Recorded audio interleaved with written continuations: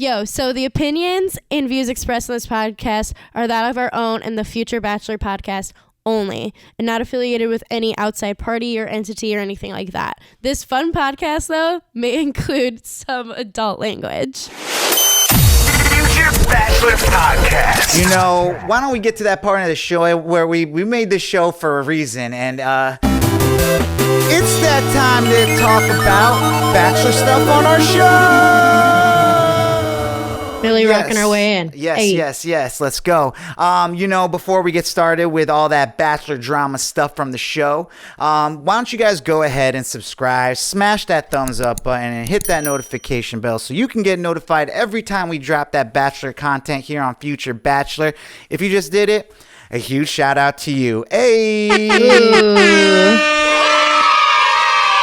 All right, now on to the show. Veronica, this is, I'm getting back into the swing of things with the show, and I actually took notes this week. So I'm going to be right there with you every step of the way. And I have my thoughts written down. This is 3 pages of notes. And I was just like, if I'm going to watch this show, make a show about this show, I should probably be more prepared. So I went back to the old school. When I used to watch the show twice to write down all these notes and stuff and recap it. Well, that's what we're doing. Right, and I would be all like, why are you watching it so many times? Well, I might be able to retain stuff better now that I'm reading 3 books a month. But V, where should we start with this week's episode? This has been we had the bye week last week, and it felt really weird with this what do they call it?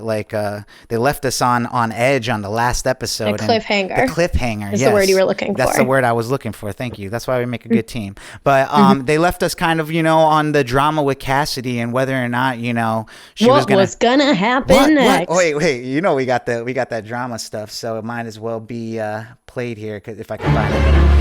What is going to happen with Cassidy? Is she going to get her rose taken back? I don't know. We do now, though. But we do. Now we know. Now we know. So, this was a very interesting episode. We got to see a lot of bachelorettes. So I'm calling this one Batch on Batch. And, oh, boy. Yeah, I got a couple cool nicknames going We'll get here. into that. But let's start off first. We are brought back to the scene of the crime, i.e. the rose ceremony, cocktail party, where Sierra has just told Clayton about Cassidy, and everyone's swirling. I'm gonna be honest. I think some of these girls are overreacting. I don't think Cassidy's really a great gal. I think she thinks she's so great, and she really isn't. And I also think she's hotter shit than she really is. But this is what happened though. She just literally went too hard, too early on this villain role that she went. She was cocky. She's cocky, and she just thought, she had it in the bag. She's running around the house being like, "I've got a rose. What can you do about it?" And the girl, and that's obviously the other girls are like, "Bitch, what? What do you mean?" And Clayton goes and talks to Jesse and is all like, "Yo, I don't know what to do. Can I take back a rose? What are the rules here?" And Jesse says, "There are no rules, brother." Oh. And I'm like, that's a fucking lie. Because obviously Clayton is trying to set some rules here. Apparently you can't have sex with anybody, even if you're a single woman, before coming on this show. You must. Yeah, this man literally was just saying that he was in love with Michelle 8 weeks ago. What is going on, people? I guess more. Well, no, probably about that amount of time. This is the standard we're setting on the show this season. So, but yeah, Cassidy is very confident, about cocky. We talked about this last week. So, Veronica, we're gonna go with cocky.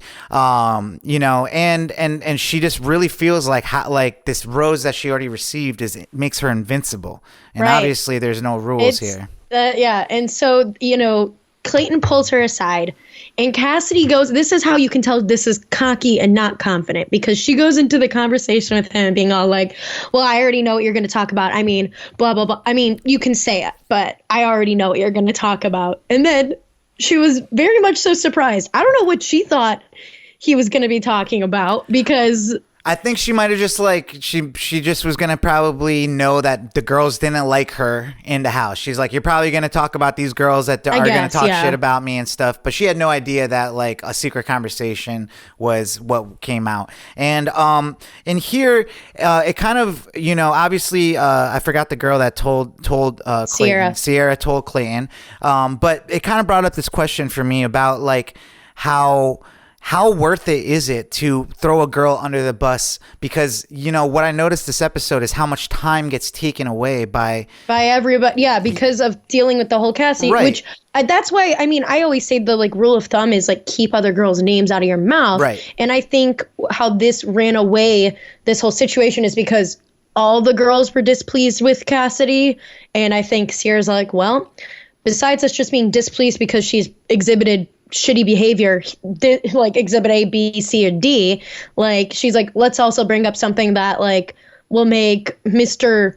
I'm all about trust, I'm all about loyalty, Clayton, that'll make him, question her, yeah. her And I say all that because there's what if you're one of those girls that already didn't get enough time, but you're why don't I just get on this bandwagon of getting this villain out of the house, and well, then I think and ends up kind of shooting yourself in the foot. Most of them were already on that bandwagon. I think that was a predetermined bandwagon, and I think almost because of that, Sierra's all well, this is what I'm gonna do to maybe solve the problem, which I don't know if I would generally recommend.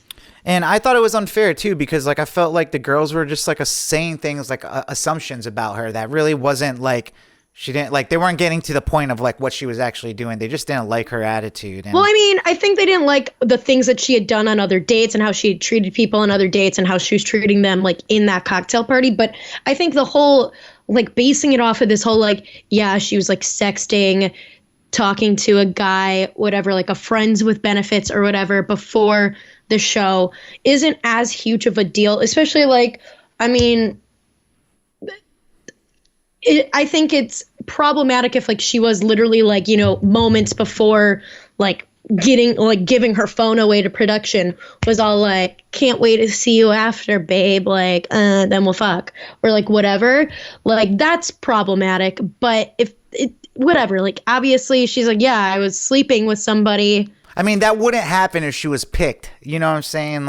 It's if you send her home, what does it matter who she goes back to? You know what I'm saying? If she stays with you, it's not it's just ridiculous to think that she, this guy, Clayton's going to be second to some guy. And this, obviously, whoever she was, was her hookup buddy, didn't even want her. So, this whole situation is right. I'm it sounds like this dude was an F-boy that she was dealing with back home. Mm-hmm. And then to me, Clayton felt kind of like an F-boy with his response when Cassidy is all yeah, I was whatever, this or that happened. He just gets up and leaves. He just leaves. Yeah. It was a weird I'm ending. That's she cries in the immature. bathroom, and then she gets walked out and gets sent home and she had a rose.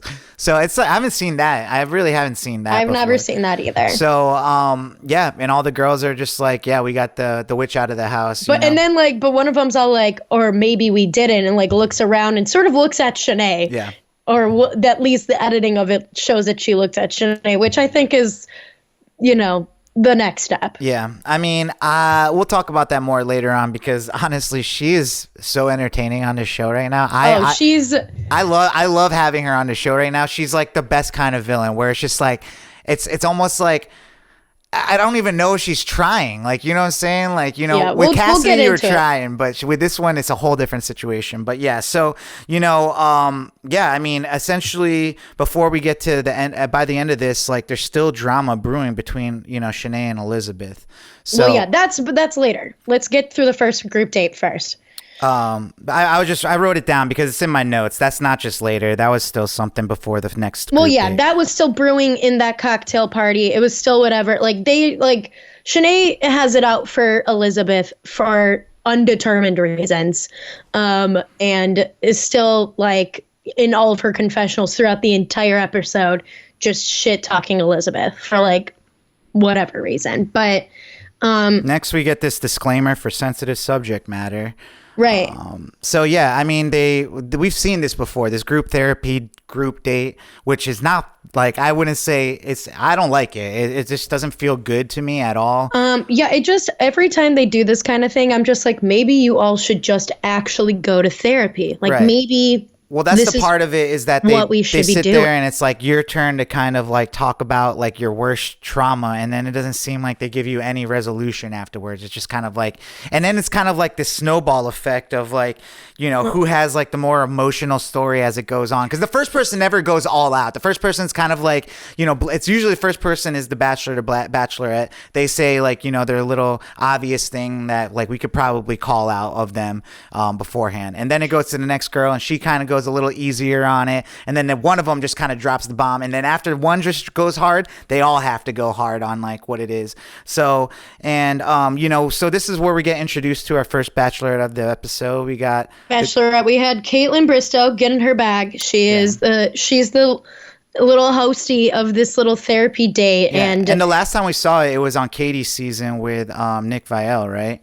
yes. So this is not the first time they've done it. This is just like it's starting to become this weird thing that they're adding that I actually am Well, not and like enjoying. on Michelle's season, they did similar but not the same with like the whole like poems and Yeah, stuff. Was yeah. like a similar result, just Mm-hmm. different format, I would say. But they bring up like they start talking like about body insecurities, and Clayton, a giant former football player, white, tries to tell us about his, the struggles that he's had, which, to be honest, little hard to hear because I'm like, okay, pal, like, I get it. Everyone has their own body insecurities. Mm-hmm. We all get that. But it's like, okay, we're really going to be all like, woe is you, conventionally attractive white man.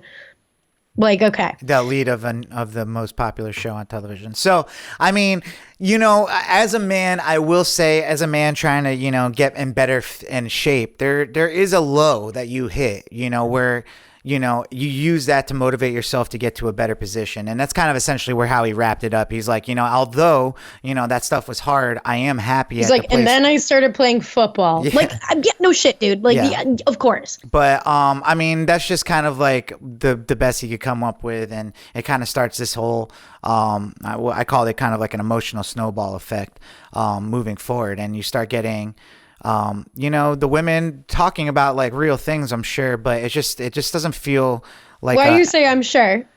What do you mean? I feel like it was interesting to me to see Clayton be so shocked and like blown away. Say I'm sure, like, because the same way you're saying you're sure about Clayton, like in his insecurities, everybody, I really don't know any of them.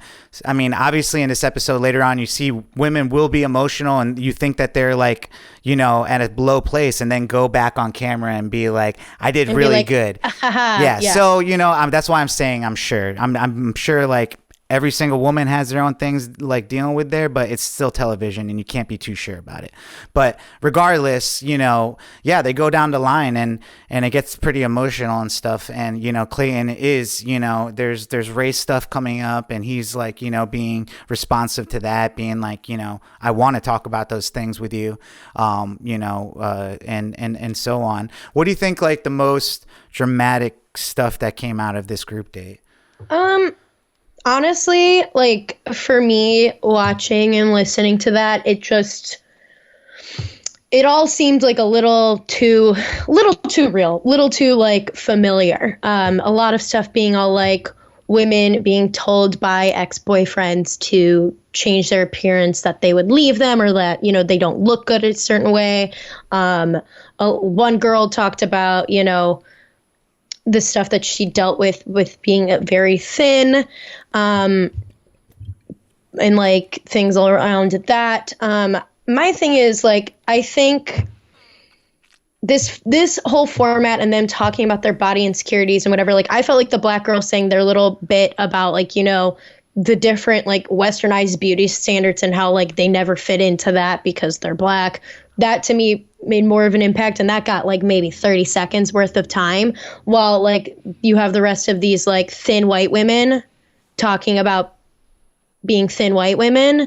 And like to me it really just missed the mark, especially as we get into the rest of the episode of like what the other dates entail, of like being really like, let's encourage like body neutrality or body positivity, just because of how the rest of the episode continues to objectify well, women. this goes over pretty well, I guess. Like, everybody involved in this group date feels good about it, as opposed to everybody that watched it on television that didn't feel good about watching it.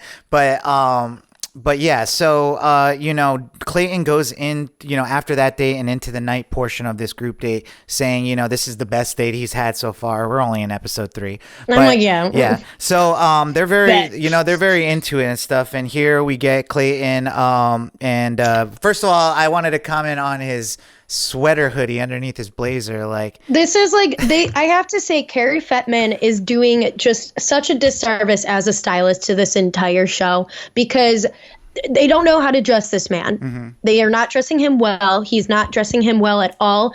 And this entire episode just really, Carrie was putting him in bad colors, stuff that wasn't fitting him well, just stuff that he's like trying to pull off as like a fit that isn't like really even a fit. And I'm very much so, I'm upset. Yeah, I wasn't feeling it. I actually never really like the hoodie under the blazer look, but what are you going to do? The hoodie under the blazer can be okay, but I feel like so many, especially after like how much the show has aired and like when these guys are like trying to mix and match whatever they brought and trying to make something work. Like, I feel like on social media and stuff, I just think I'll see men do look, like a fit check and it's like them in like, a pea coat or like a blazer with a hoodie under it. They're like fit check and like in a pair of jeans. And I'm like, this isn't a fit. No, the blazer is different though, I feel like. But I feel like they did so good with Matt James' season with his fashion. Like, I just feel like this is how Carrie Fettman is an awful stylist in the sense that he doesn't actually like style to like make you look good. He'll style based off of like your base level of like style. So like Matt James, a stylish guy.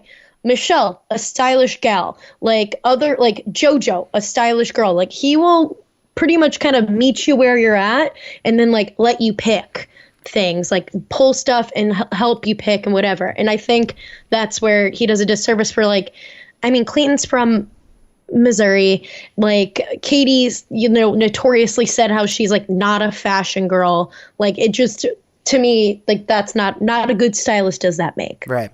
I started noticing, it's like some of the women are like starting to kind of like, I'm starting to notice Serene is definitely a beautiful woman. I had written that down. I'm actually, I looked, and then we go into actually seeing who gets the first one-on-one date, right? Well, no, so the group date rose for that date goes to Eliza, who during the little cocktail portion of that date, took him in front of some mirror and they were like, look at us, we look like a power couple, blah, blah, blah. And all I could think in that moment was that they looked like a off-brand version of Travis Kelce of the Kansas City Chiefs and his beautiful Black girlfriend, Kayla Nicole. And it truly is that. Like, they look like the off-brand version. It to me, it was very funny. But Eliza is beautiful. They did the mirror thing, and I thought she, killed it. It was just really funny to see Shanae's reaction to her getting the rose, because all the girls are like, "Oh, congratulations!" No, Shanae's not on this date. She's not? No, Shanae's on the second group date. Oh, okay. Wow, I don't know why I wrote that down then. So we get into the one-on-one date with Sarah. Yes. And Sarah, I feel like she seems like a front runner. I feel like we've seen a lot of her. We've discussed a lot of her. We've seen her. This is why I write it down. It was Shanae's fake smile about Sarah getting the one-on-one date, because where they split between the group date and went back to tell us that Sarah got the one-on-one, and everyone's congratulating her, and Shanae is like, the one. Why are they congratulating her? I mean, like, blah, blah, blah. It is funny though. Like, she's hating, but she might be actually the most realist, because like everyone just like fake, like, oh wow, congratulations. I mean, like, some of them could be fake, some of them could be real. Like, I feel like some of these women do support each other. Sure, but I'm that's why I kind of like Shanae, because at least she's calling out some of the bullshit. Like, if I was there, I'd be like rolling my eyes too about some of these guys being like, oh man, that's so good for you. It's like, what? We're on a competition here to try to like date the same person, and you're sitting here being like, because that's what happens. There's too much camaraderie in the house, and then also you all are dating the same person. It's just weird. But yes. Well, yeah. So we get to the one-on-one date with Sarah, where we meet our another bachelorette. Becca Kufrin. Really, she is milking her Bachelor money. She is just like, let me keep rolling in the moolah. She is, and because obviously they're pushing her to replace, someone we'll talk about later. I feel like, I'm guessing. Yeah, I'm which guessing is a bad move. I mean, I like Becca, but I like her a lot more than Caitlyn. But yeah, we'll talk about that later. So this one, they have to get down to their underwear. Skivvies. Yeah, their skivvies. undies. Which, like, my thing is, like, obviously they had to have told them, like, they're both in matching black, and Sarah's underwear is like boy shorts and like a sports bra. So like they had to have told her, like, being like, make sure you're wearing whatever, because she was like wearing a little sundress. So there's just no way, like, they that might have had a couple she, sizes there for her to try on. I don't know. like, no, like, that's, I'm like, they either gave her stuff or she was told to wear specific stuff underneath.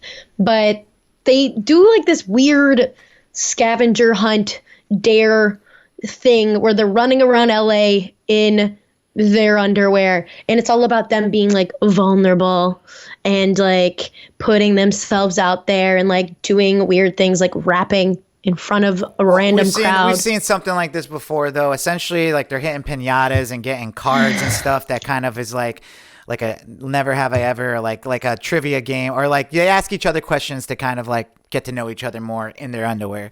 Right. So they're doing dance moves, they're doing they're talking about their biggest fears, and then it gets to this really cringy part where they have to sing each other's feelings to each other in public, and it got real cringy. Becca's sitting there like cheering from the back of the auditorium or whatever. Yeah, like that's the most we see her on this date, to be honest. But I'm not gonna lie, Sarah impressed the crap out of me. Being a rapper myself, I was actually pretty impressed with Clayton's beatbox skills, and Sarah was on beat. She was rapping. She said some dope ass lines. Like, did you have this written down? Did you tell people that you rap or something? Because she did so well, I thought. Like, Yeah. I mean, I was impressed because I was like, overall, that whole date, I was just like so annoyed by. So I was like, okay, well, that was decent.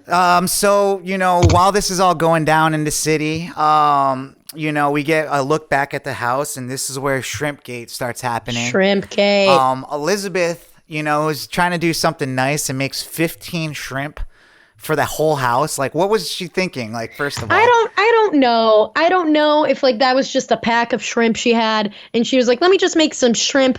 I'm making whatever. Because like they make whatever food in the house. So like, I guess she was just like, let me set some aside and make some butter garlic shrimp and bring some out to some of the girls, or like let some of the girls grab it. And Shanae takes more than half the shrimp. And they even had a shrimp counter, which honestly, as I said before, this whole like the rest of this episode really contradicts this whole like, let's be positive about our bodies, like forget our insecurities bullshit, because like they're showing a shrimp counter and they're doing all this stuff being all like, oh my God, look at her out here eating all this shrimp. But I mean, what is like the top? I mean, are you supposed to take one shrimp and be full, or even 3 and be like, I'm done? Like 8 sounds like I don't even know. Like, honestly, it's like not a lot of shrimp to be in general. Like, I feel like these other girls were like eating other shit too. So I don't understand. But because Shanae is feeling that people are pissed that she ate most of the shrimp because she came in, took most of it, and then bounced. She makes more shrimp and starts handing it out to the girls. And she's pissed that the girls aren't like kissing her feet, thanking her for this shrimp. So this is where it is a little bit more fuel for her argument, though. It's just kind of like, it's almost like it's a created situation where if she goes and tells Clayton, like, I even brought shrimp to the girls at the pool and they just kind of ignored me, and then they can't really deny that happened because they were already like pissed off about her eating all the shrimp, and they did kind of ignore her, like they ain't feeling her, so it's not like malicious. They're just like, I don't like, get out of here, you're annoying. And they're like the damage is done. Like, we came in wanting shrimp. fine, we'll take a shrimp from you. Yeah, this is a very frustrating situation all around. But we go back from Shrimpgate back to the night portion of Sarah's one-on-one date. They're doing the Van Gogh exhibit, something most of us have done here if you're from Atlanta. It's been in multiple major metro areas, and it's honestly I haven't done it, but I kind of haven't done it because it is exactly from everybody that I know who's done it has been like it's okay. Yeah. So I mean, it's just a little experience. Like, it's just projected. Maybe you go out like if you're trying to impress somebody on a date or something. But I would just take him to an actual museum exhibit. That actually is better. I mean, it just doesn't. It's because it's not there all the time. It's just like a limited time thing. That's why people run to it. But so they end up having a dinner date inside this exhibit, and during this date, she kind of talks about being adopted by young parents and not feeling, feeling shame around being adopted, feeling she doesn't fit this in. is kind of rough because it's like, at the same time, like I appreciate her telling her truth, but it's kind of like, it kind of made like I couldn't imagine being the parents that adopted her. Like unless they're like really shitty people, I'd be like, this is kind of fucked up. This is painting us in a bad light, kind of, right? But no, I mean, I don't think she did that. I think she was just like, like I just felt shame with being, because like I mean, people like media portrayal of different things. Like she just felt different. Like she just felt. She specifically brought up the fact that they were young and that they must have messed up with her or something being young. Like she didn't feel loved and stuff. So that was the impression. Well, she said that her parents, her like biological parents were young. I misunderstood. She said her parents were like 20 when they had her. Oh, and okay. so I thought that she said that her parents were 20 when they adopted her. But yeah, so that's what happens. And, essentially, I mean, the night portions of these dates are never that interesting unless they are. And, and at least this time we didn't get a country music act. Like at the end of the date, they had an orchestra playing inside. They had like exhibit. A string quartet, which felt weird. Like that they're just like standing there making out in front of this quartet. Like, I don't know. Yeah, so I mean, that ends and we get brought back to our second group date, and it's at the beach. Things are about to get real sandy and randy for these girls. Oh my god. And I wrote down some things, and I hope you didn't write down Sandy and Randy. I don't know. I sometimes write things that pop out at me, and they have Nicole Eggert. From Baywatch. None of these bitches know who that is. I mean, she doesn't even look like herself anymore. I mean, I'm gonna be honest. I never watched Baywatch. Yeah. No, I know Nicole Eggert. She was like, first of all, she was like an Alyssa Milano back in the day because she was like the girl on what was it? Charles in Charge. So she was like the like cute girl in Charles in Charge, which was Scott Baio and stuff. I watched that growing up, so I knew of her. Yeah. But she's definitely, age has, happened with her, and she's, age has happened with her. I mean, come with age, you're not so much like the Baywatch days you were, but she shows up and she's there to hopefully rescue these women from Now poor Nicole Eggert's gonna have to go to her own group therapy date talking about her body insecurities after hearing this. Well, if Nicole Eggert listens to this podcast, then my apologies. Anyways, so the girls are, they get them all in the traditional Baywatch, the red bathing suits. They suits. They do like the entire time. slow-mo Clayton run. is just doing his weird lizard lick thing. What is it? He like licks his lips like a lizard. He goes like. Okay, I didn't notice that. No, I've noticed it, and it is the biggest ick that I could have. I already was not attracted to this man, and now it couldn't be less so.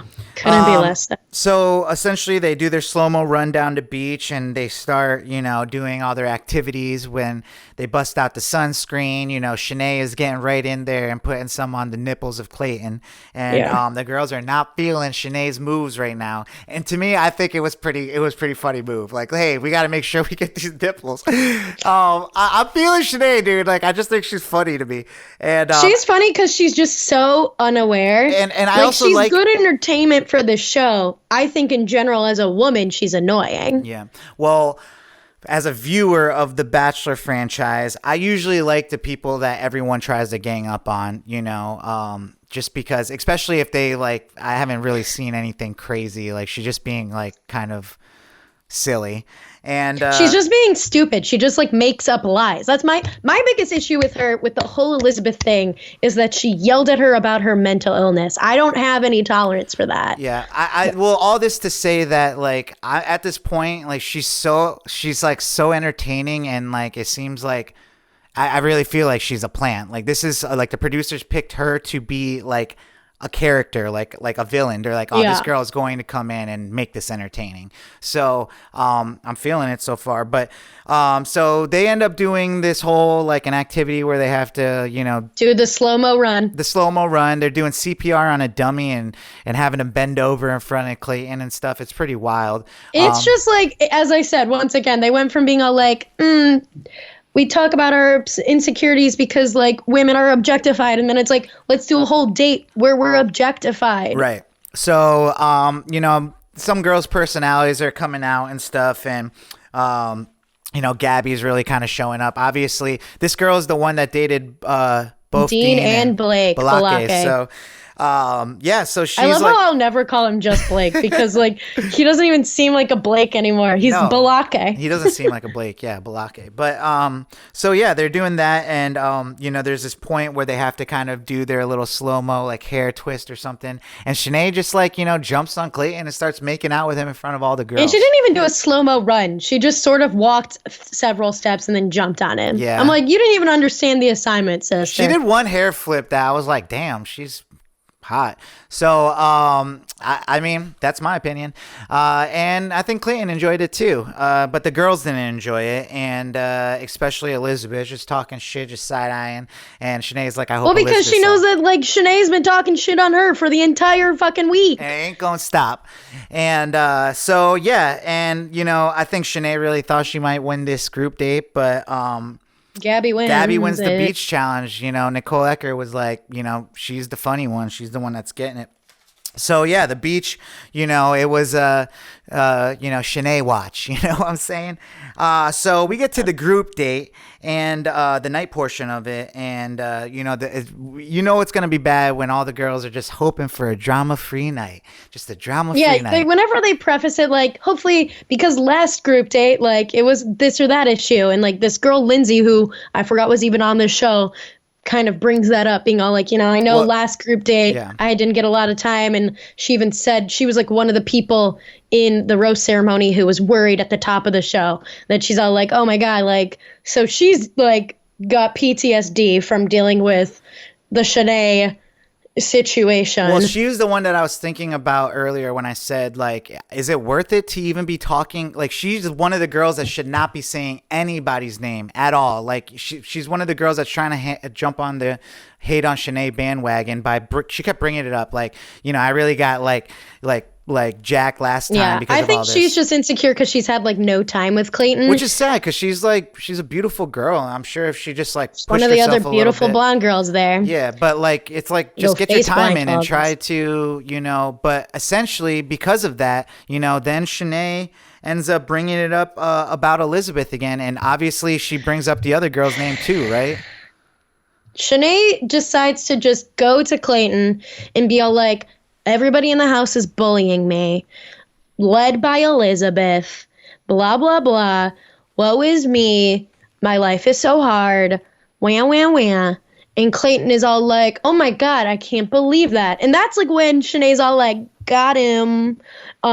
Which I'm like, you little fucking Emmy-award winner out here in this bitch just faking shit because you want, whatever. And then, of course, Clayton pulls Elizabeth to the side and starts berating her for bullying Shanae. And Elizabeth's like, are you kidding me? Like, this girl has been yelling in my face for days on end. Like, I don't even understand. And then she's losing it. And then I guess, like, Clayton talks to the other girls saying, oh, like, why are you bullying Shanae? And, like, because Lindsay comes back being like, did he ask you guys about bullying Shanae? And they're like, what the fuck?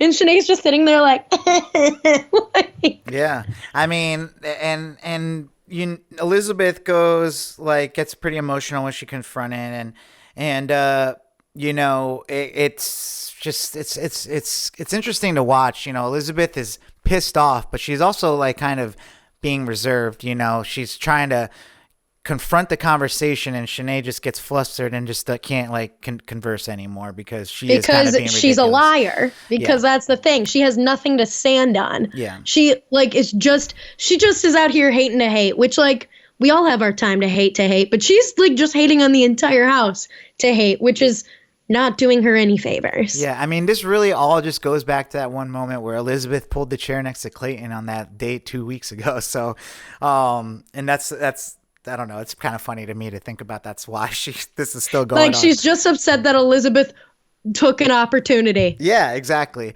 Well, it also just left her there stupid sitting by herself that one episode, but that was funny. So Gabby wins the group date rose, you know, out of all this stuff, like, you know, the one that's not Which really. Shanae is pissed about because once again, Shanae, much like Cassidy, was cocky being all like, well, I've set my trap. I'm going to grab my rose out. And then she's out here being all like, fuck Gabby and her 12-year-old cheerleader ways. I'm like, well, first of all, she's just fun and funny. And you're just out here trying to destroy, you know, the vibe. Yeah. No one wants, you know, someone that's going to make it all negative all the time. I mean, it's only so far that can really take you.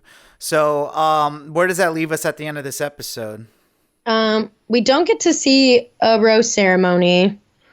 I guess they leave us kind of with like previews of the continued Shanae drama that's going to, and it looks like it lasts for a little while next episode. It looks like she's on the show for a while. Like I think she's going to be on here for several more weeks, which I'm here for it. But, you know, it looks like I just she can't interrupts deal a with group the date. bullshit though. Like I'm just, because my thing is like, if it was founded in something, it would make sense. But she like is just literally. I like it. I kind of like it. It's like, dude, people will do this to one girl and get a whole group of girls off. Shanae can like hold her own and just be like, she's like, whatever, I'm going to do this by myself. If you guys are going to kind of like be all But like like mean she's girls. lying. My thing is like, what's the point if you're out here just like making up shit and just hating people for no reason and yelling at people for their mental illnesses and stuff like that? Like I don't know. That part To me, I don't enjoy. I don't know if like if Elizabeth is doing herself any favors, like by, you know, that's what's the problem inside the house. It's like, you know, there's so much camaraderie that obviously it's going to get a little cliquey in the house, and they all they can do is be in the house.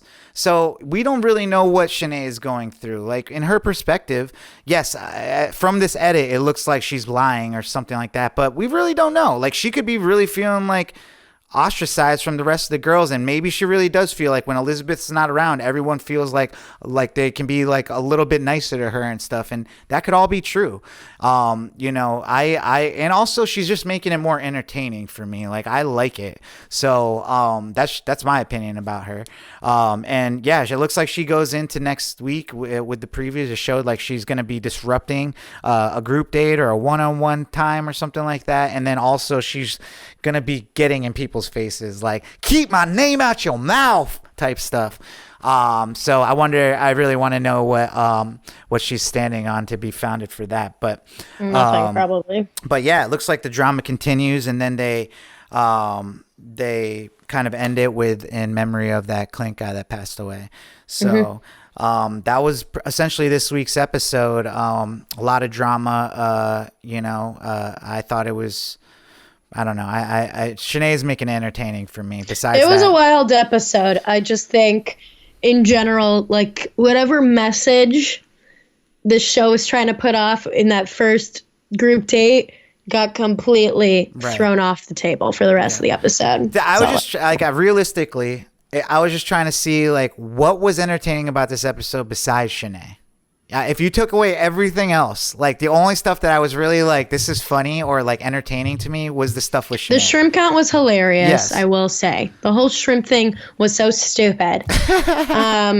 I guess like at this point when it comes to this show, like I don't really know if I'm entertained anymore. To be honest, like I just analyze it. Like I don't know if that's like just because I've been watching it and analyzing it and like commentating on it for so long, but like I don't feel like I feel like I don't get entertained until I'm watching Bachelor in Paradise. I feel like in general, I just haven't been maybe purely entertained. Yeah, these are like prequels to like the big movie. I more like look at it as like, how are they trying to set this up? How are they trying to do this? I look at it as like the social experiment that it is, I guess, which to me like isn't it's fascinating more than entertaining. Yeah, you got to get through like Thor 2 to get to the Avengers 2. You know what I'm saying? You got to watch.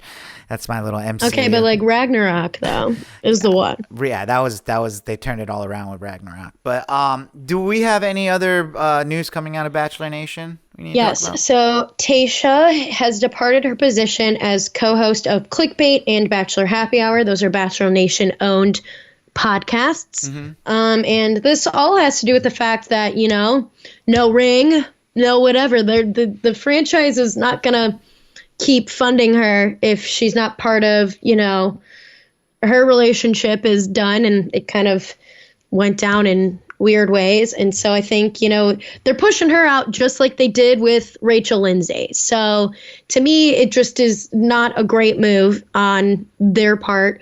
They brought in Tia to fill in her role for I think for both, I believe, or at least Clickbait. But I mean, it is kind of jacked up because then you see like, what is Becca Kufrin doing? Like, she's just going on Bachelor in Paradise as her last ditch effort to find a Bachelor Nation couple. And now she's because she was already on the Bachelor Nation Happy Hour podcast, and then I mean, I think she's one of the hosts of the Bachelor Live like tour thing that they do.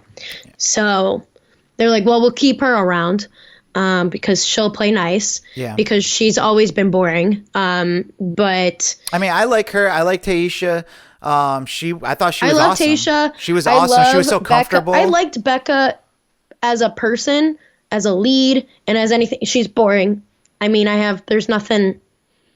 I mean, she's fine. She's just boring. But yeah, I mean, so that's that. And in sadder news, Bachelor in Paradise fave couple and also, you know, boundary breaking couple. They were the first, you know, double black person of color couple to be engaged on the show. Marissa and Riley have split. They, you know, put out Instagram posts, whatever, said like we've decided to go our separate ways. Never did we imagine this, but we've come to a point where we both need to work on ourselves. We appreciate everyone's love and support so far throughout our journey. We ask that you please respect our privacy. You know, pretty typical statement. Yeah.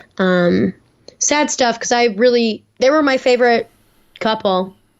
Yeah, I wonder why they couldn't make it work. Yeah, I don't know. Anything else? And then Tyler Cameron, they're making just so many dancing shows. Tyler Cameron's going to be on Fox's The Real Dirty Dancing, where he's going to be competing with several other celebrities, including Corbin Bleu from High School Musical fame, where they're competing to dance to be like, you know, the Johnny and Baby of Dirty Dancing. And like, I guess two, technically one per role is crowned at the end as being like the Johnny and the Baby. Wow, this show sounds like it's going to get old fast. Well, yeah, guys, that's it for Bachelor Nation news. And I guess we'll catch you next week with another episode of The Bachelor. Future